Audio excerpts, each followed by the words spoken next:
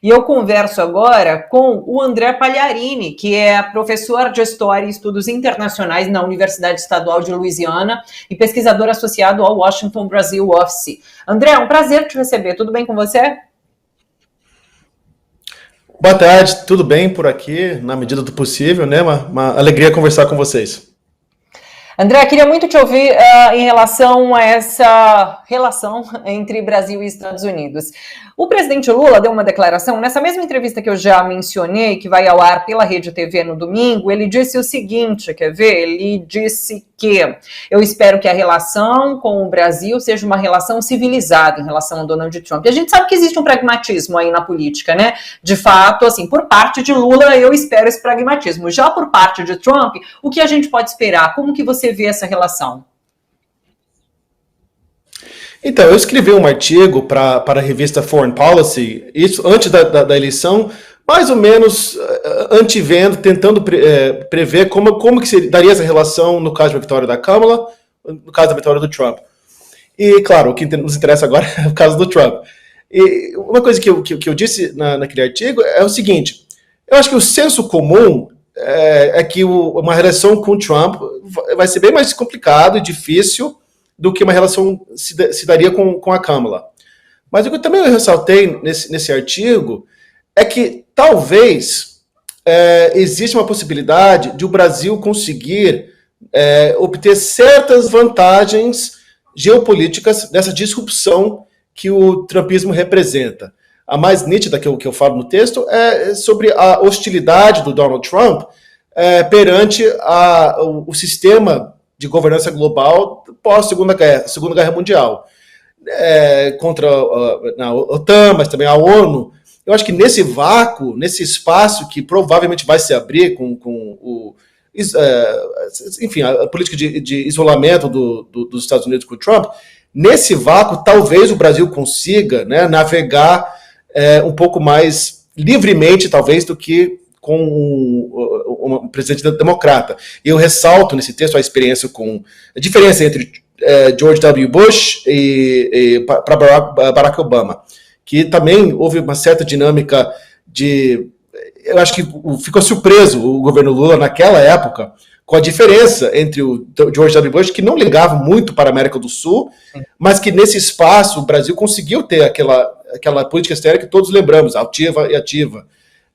Então, isso é um lado. O outro aspecto que eu foco também, eu não consegui pensar em outra coisa, depois da vitória do Trump, do que aquela imagem do Lula no palco com o Tarcísio, de mão dada, os dois rindo juntos, uma imagem inusitada, mas que eu acho que existe aí uma certa dinâmica do Lula pacificador, que consegue conversar, consegue achar um certo ângulo para interações que acabam, claro, não vai ser uma amizade, eu acho que muito calorosa, nada assim, mas eu acho que o Lula tem uma capacidade política de se relacionar com uma figura, com o Trump. Eles têm praticamente a mesma idade, o Trump, se não me engano, tem 79, Lula 78, é da mesma geração, os dois já foram criticados muitas vezes por certos comentários que não são politicamente corretos. Então, eu acho que o Lula vai saber, em termos pessoais, eu acho que, de certa forma, ou manipular o Donald Trump, ou pelo menos se interagir com ele de uma forma que o Trump consiga entender. E, por último, eu ressaltaria também o nacionalismo mesmo do governo Lula. O Lula sempre fala, eu lembro as entrevistas que ele deu, mesmo antes de votar à presidência, sobre o papel do presidente brasileiro pensar no Brasil, pensar nos brasileiros, não tomar partido nessas disputas internacionais. Eu acho que o Trump, de certa forma, até por instinto, ele entende esse recado. Então eu acho que não é impossível, diria isso, não é impossível que o Trump enxergue no Lula uma figura, uma liderança global que pelo menos merece o respeito. E eu acho que isso vai ser a melhor das hipóteses. André, sabe que, assim, eu não tenho dúvidas de que Lula vai conseguir interagir com Donald Trump de uma maneira muito mais ativa e altiva do que fez Bolsonaro, porque a gente lembra do encontro de Bolsonaro com Trump, que foi vergonhoso, ele não entendia nada, ele ficou ali sentado, naquela pose, né? Enfim, foi ridículo, foi vergonhoso. Então, assim, eu não tenho dúvidas. A minha preocupação é menos com o Trump, porque eu acho que ele realmente não liga para a América Latina, e mais com Elon Musk.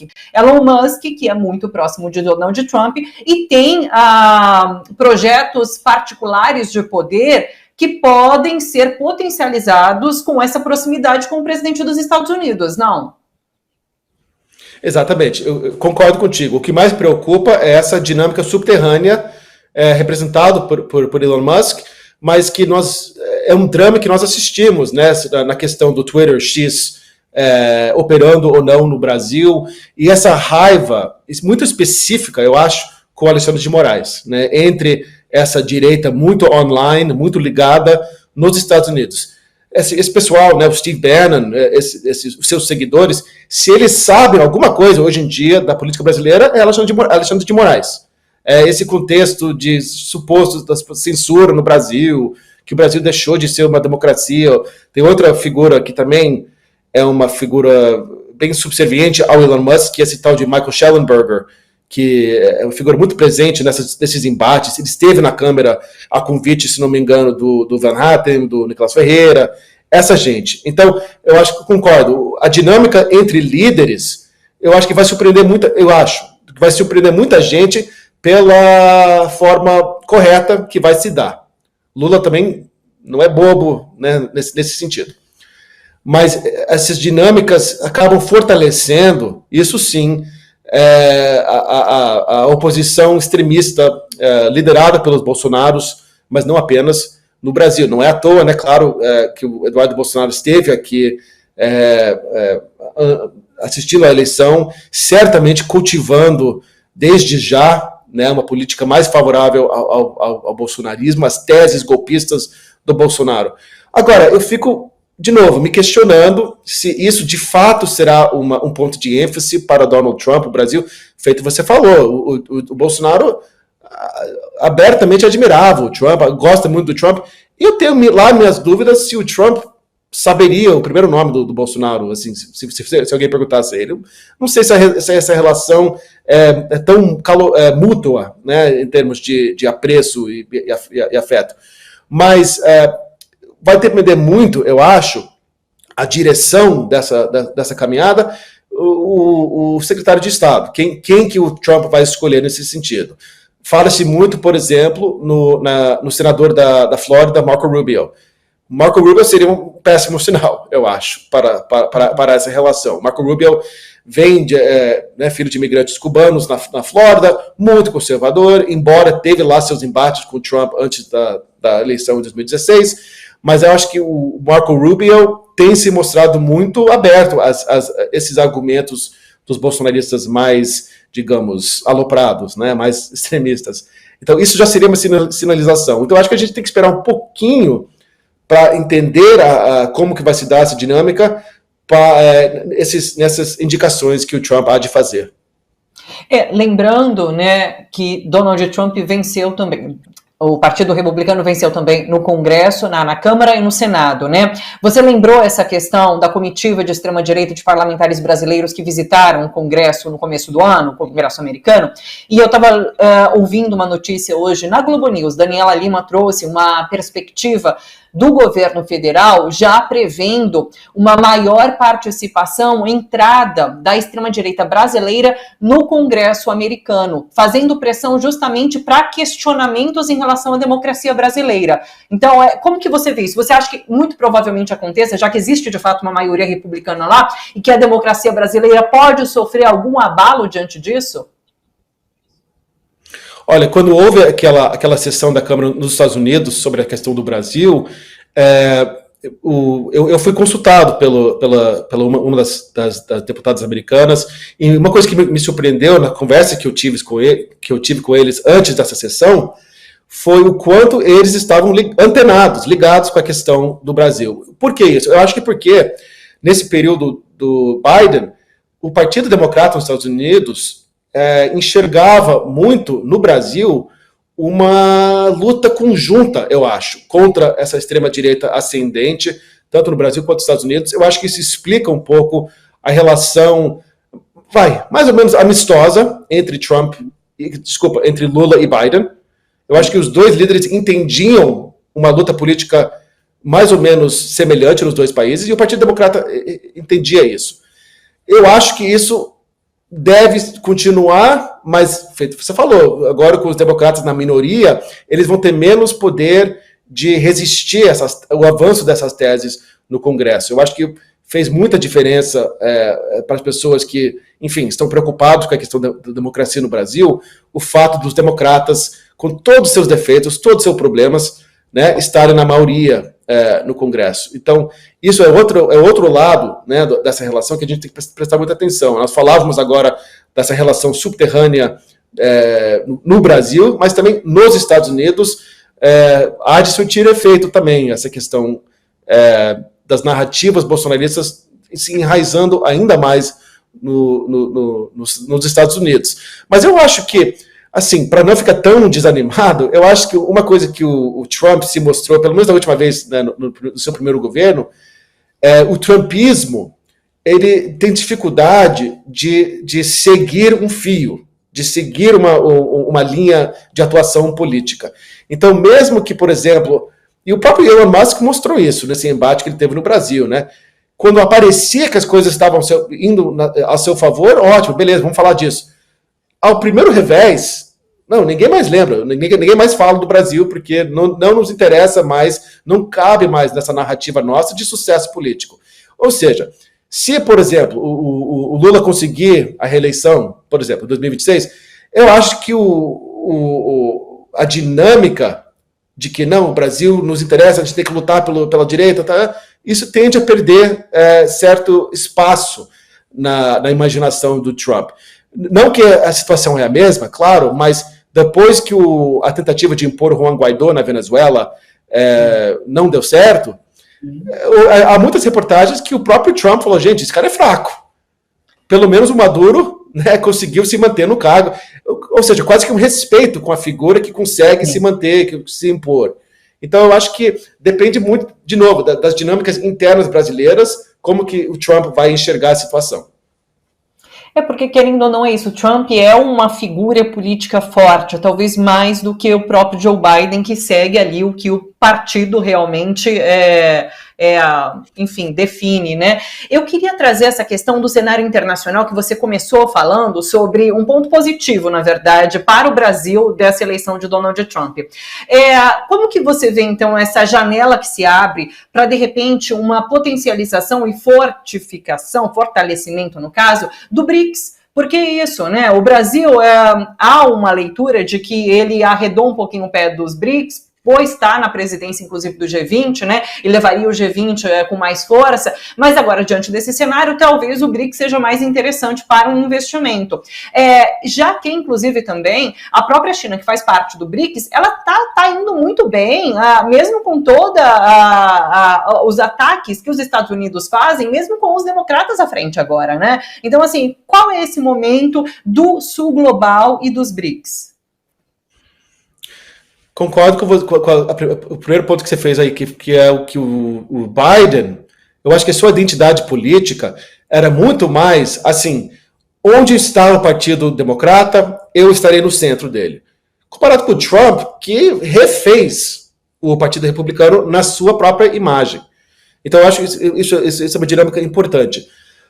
Agora, sobre a questão dos BRICS, eu acho que nós estamos assistindo, já desde antes da eleição, uma certa uma reformulação da política externa brasileira na questão dos BRICS. Eu acho, por exemplo, que é impossível entender a mudança da postura do Brasil perante Venezuela, perante Nicarágua, fora do contexto dos BRICS. A leitura que eu faço é que a política externa lulista, nesse momento, insiste, mais do que nunca, na reformulação das estruturas, das estruturas globais de governança global, né? A ONU, mas também o BRICS. Então, a ONU, de um lado, que seria a porta de interação com os Estados Unidos, né, essa relação tradicional. Mas também o fortalecimento do BRICS interessa muito, o Brasil continua interessando. Então eu acho o seguinte, eu acho que o Brasil está tentando permanecer nos BRICS, ser uma voz importante dos BRICS, mas também, aqui que eu acho o ponto importante, ser quase que a voz democrática, a consciência democrática dentro dos BRICS. Eles não falam dessa maneira, mas eu acho que a imagem que o Brasil quer impor é a voz democrática do Sul Global dentro dos BRICS. Por isso, essa mudança de abordagem com a Venezuela e com a Nicarágua, que, a despeito do que, né, muitos dentro do PT falam até hoje, tem sim machucado muito a imagem do Brasil em certas disputas internacionais. Então, me parece que o governo brasileiro hoje não quer mais carregar esse peso, que é o apoio, né, por exemplo, ao Maduro, e que interessa muito mais o Brasil hoje ser essa voz democrática dentro dos BRICS do que carregar o peso que a Venezuela impõe ao Brasil, sendo que isso, mais e mais, deságua no isolamento do Brasil. Então, eu acho que nós estamos assistindo uma certa mudança nessa relação na América do Sul, com o Brasil e seus vizinhos, mas visando o BRICS, visando o papel do Brasil nos BRICS. O BRICS que está expandindo, provavelmente vai continuar expandindo.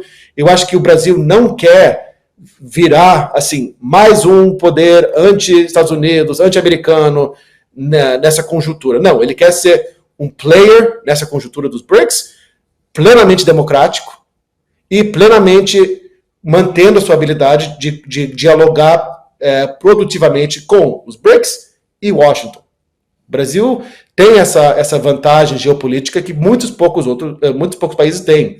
Né? São pouquíssimos líderes globais, como Lula, que podem um dia para Washington, outro dia para a China e para a Rússia. E ser recebido calorosamente.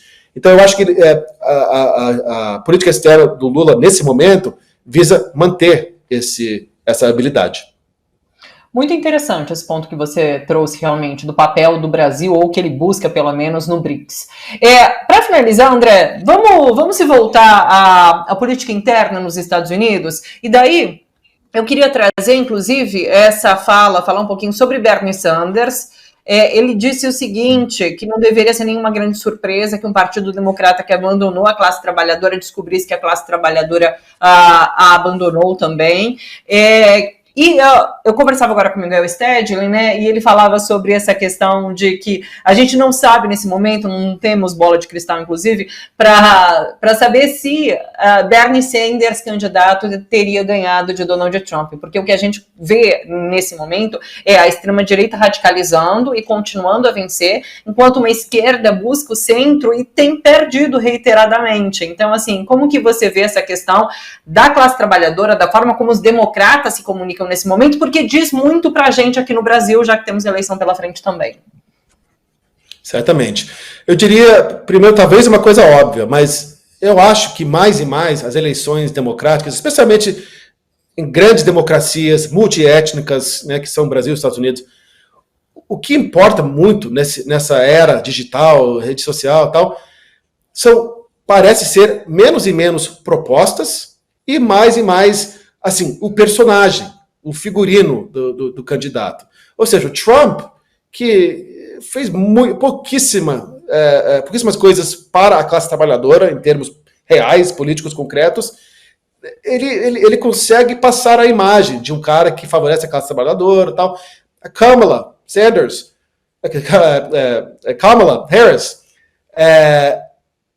assim, independentemente do que ela falava, e eu acho que isso ficou claro com os resultados, infelizmente, independentemente do que ela dizia, ela foi taxada, a gente vê isso nas pesquisas de boca de urna, por exemplo, como identitária, como uma pessoa, né, sei lá, anti-homem quase, né, o discurso é muito isso.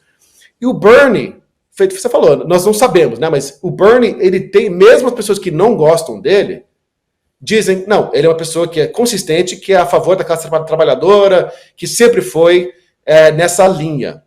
Tanto é que nesse recado que ele deixou sobre o resultado da eleição, tem gente falando, né, por exemplo, que não há nada de novo, que é a mesma mensagem do Bernie desde os anos 80, 70, né, a mesma coisa que ele vem falando. E tem gente que critica isso, porque dizem que ele não tem nenhuma imaginação política, que é a mesma coisa. Mas, por outro lado, eu acho que é exatamente essa falta de sutileza que é necessário, que é preciso nesse momento. Que vou martelar esse ponto, né, até não haver mais dúvida do meu posicionamento. Eu acho que uma outra forma em que a gente vê essa dinâmica se colocada é na comunicação política mesmo. O Bernie, por exemplo, nas últimas vezes que ele concorreu à presidência, ele ia nesses podcasts do Joe Rogan, por exemplo, né, ele ia na Fox News, ele ia nesses redutos de direita, bem direita mesmo, para fazer as suas colocações. A ideia não é que você vai ganhar entre essas pessoas, mas você pode diminuir a rejeição, você pode, né, mudar um pouco a dinâmica política que existe. A Câmara não fez isso. Ela foi no Fox, assim, meio que no final, e eu acho que ela foi não para tentar convencer a plateia, mas para tentar animar os seus próprios apoiadores. Eu acho que isso é a grande força do Lula no Brasil. É justamente essa construção ao longo de décadas de uma identidade política. Tanto é que quando ele assume pela primeira vez, ele faz certas reformas que alguns criticam como reformas neoliberais, né, que são contra certas alas da esquerda, mas justamente por ter essa identidade, não há dúvida de que lado ele está. Eu acho que isso foi muito importante em 2022. Isso é uma coisa que o Guilherme Boulos, depois dessa eleição agora pela prefeitura em São Paulo, ele apontou. Ele falou, não, se você olhar as pesquisas, mesmo quem não votou em mim, reconhece o meu posicionamento a favor dos mais pobres, classe trabalhadora. O Partido Democrata, eu acho que perdeu essa identificação.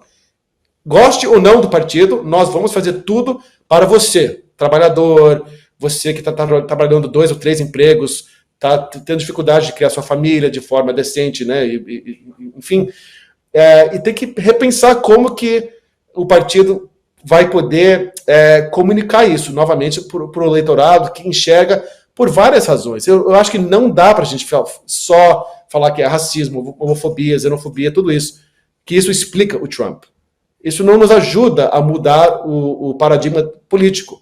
Então, eu acho que o PT, olhando, quer dizer, pessoas progressistas no Brasil de forma geral, olhando para o contexto dos Estados Unidos, eu acho que tende a fortalecer a urgência do Lula ser candidato em 2026. Eu acho que a lição do Biden, dessa experiência aqui tão trágica, não é que o Lula precisa fazer hoje o seu sucessor, porque é mais ou menos assim, o contrário dos Estados Unidos. Não há hoje um sucessor no Brasil que está à altura do Lula nesse quesito que eu mencionei, que é quem que a grande maioria da população enxerga como defendendo seus interesses.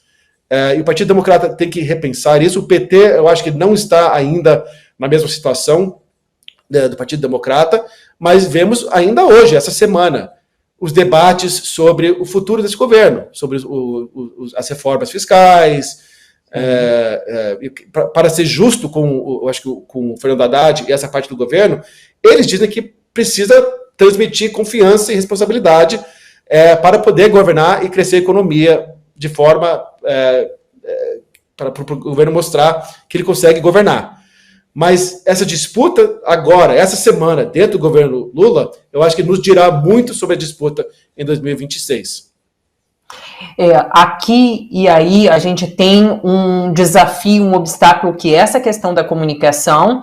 E é isso, o que você nos coloca é que, beleza, em 2026 a gente até está garantido. O problema vai ser em 2030, né? Porque daí a gente tem um gargalo enorme ali pela frente. André... Porque eu acho que a trajetória... Desculpa interromper. Eu acho que a trajetória é mais ou menos essa. O PT ainda consegue se apresentar dessa forma que é muito boa eleitoralmente. Mas concordo contigo. Esse argumento, eu acho que fica mais e mais difícil das forças progressistas no Brasil em plena mudança, de articular esse argumento.